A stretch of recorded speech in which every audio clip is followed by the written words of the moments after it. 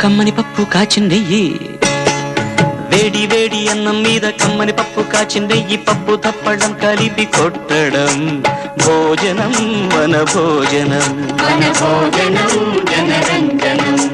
తల్లి తోడు పిల్ల మేక